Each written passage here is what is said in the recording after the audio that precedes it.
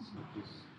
What voice? That awareness, that knowing that I feel like my mind is calm. Yeah. There, how can I, from that point, how can I trust?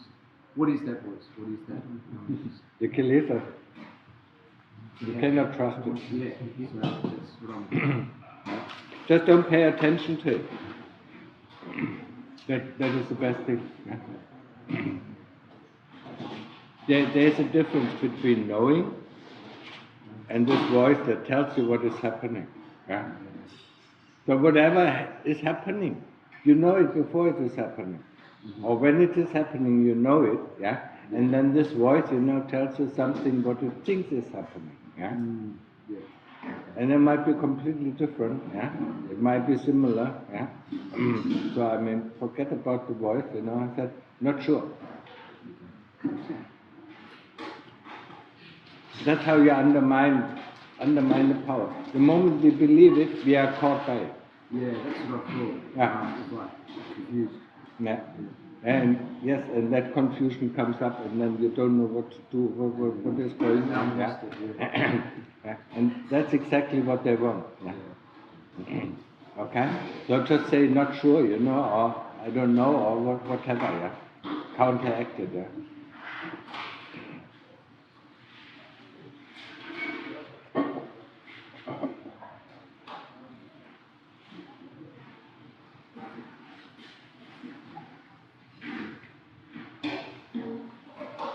So, what's your problem? I'd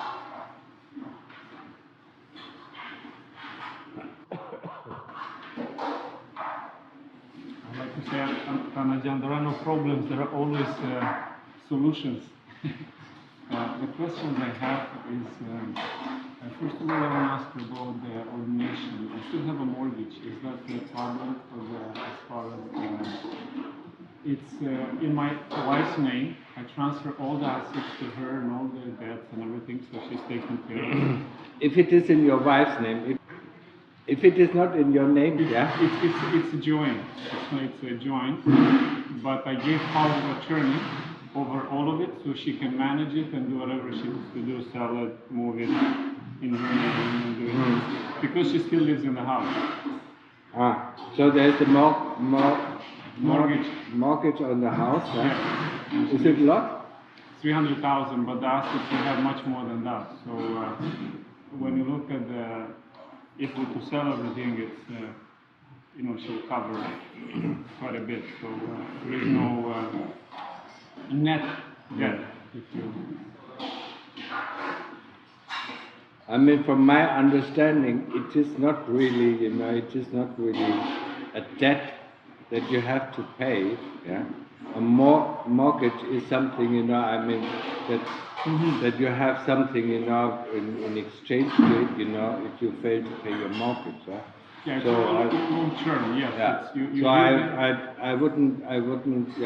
I wouldn't see it as a hindrance to other. Yeah, I paid all the other debts. All the other debts, everything is paid out before I came. So there are no other things in my personal name. Okay, so then it's okay. Thank you for clarifying. Another question I have about the right, the right view. To get there, is it this gradual training we do to get the right view into the stream? Is it usually you go to a degree where the dukkha is less and less, and you can feel that, you can understand it, that now it's subsiding, and as a result, right view will come in the form of the insight, or it's a different.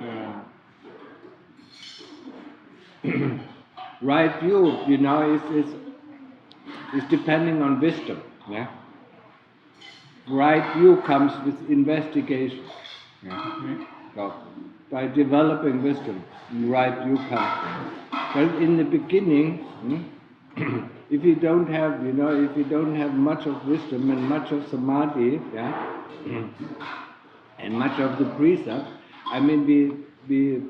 we stick to what the Lord Buddha says about what is right view and what is wrong view, yeah, and what is right samadhi and what is wrong samadhi, yeah, until we know, yeah.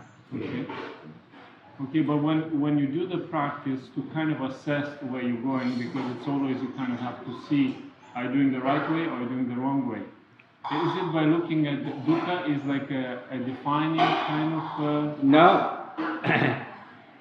It is very easy actually. It is very easy for us to know if we go the right way or the wrong way. Yeah? The right way is, I mean, in the morning when you're with the Buddha or with the breath, or if you do investigation, if you are with the investigation object. Okay. Very easy, very simple. Okay. Too simple for us. Okay. Yeah. We're talking about attention, but then mindfulness has to be present while you're doing the investigation, right? Of course. So Not mindfulness, mind emptiness. Okay. Yes. Yeah? Because if the mind is full of ideas, I mean, you don't get what is there. Yeah? That's a hindrance. So sati is mind emptiness. Yeah? Okay.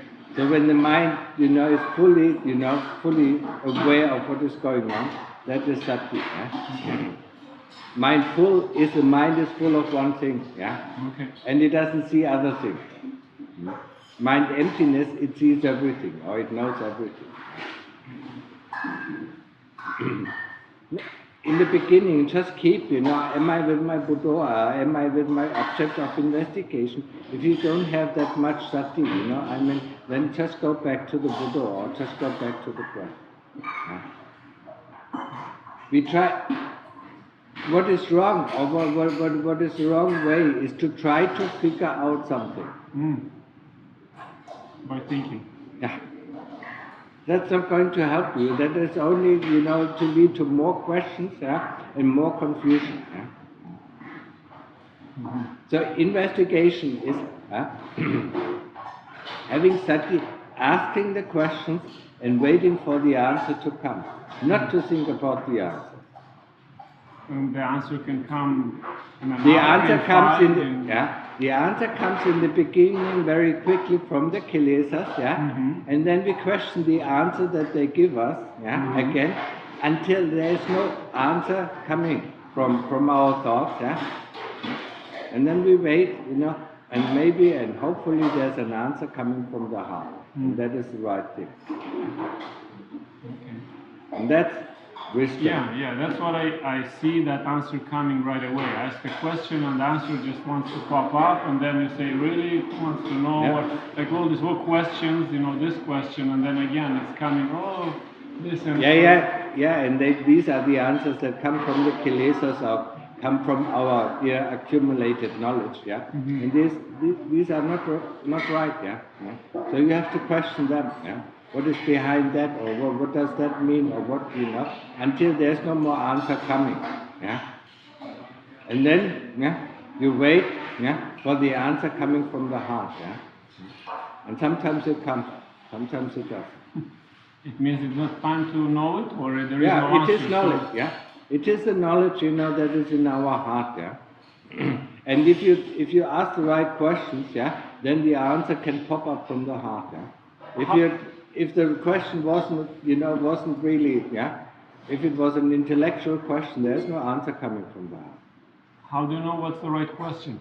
You will see it, I mean, everything is trial and error, Okay.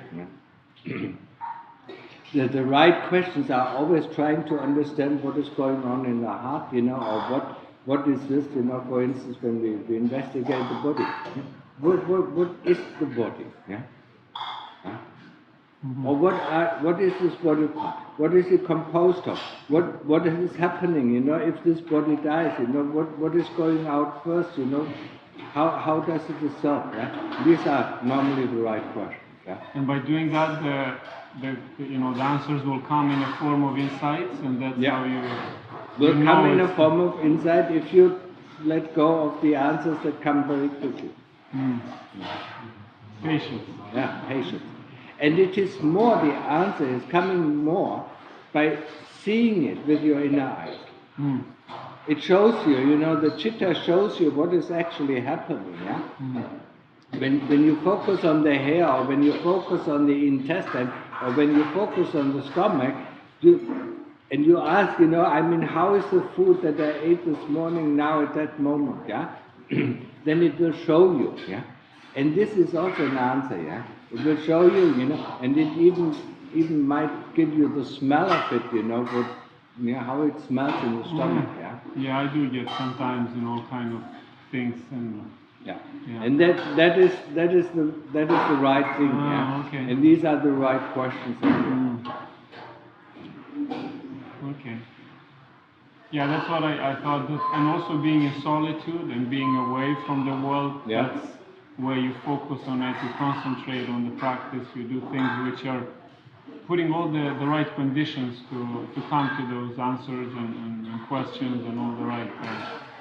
Otherwise, it's just, it's all kind of things, and the mind is just busy with the worldly things. So. That's right, that is one thing, yeah. But don't forget that you have lived long enough in the world, Yes. you know, and to get rid of all this knowledge, yeah, I mean, it's a big undertaking, yeah. Because this knowledge, you know, this memory will always pop up, and it will always distort the correct view on the things that we have. Yeah? Mm-hmm. Even if we live in solitude, yeah? I mean, you can be completely deluded. Yeah, even if you live in a cave for 1 year, yeah, you can be completely deluded by your memory and by your thoughts. Yeah. If you pay any attention or if you give any credulity to it. Yeah. Mm-hmm. Thank Okay. you very much. I appreciate it.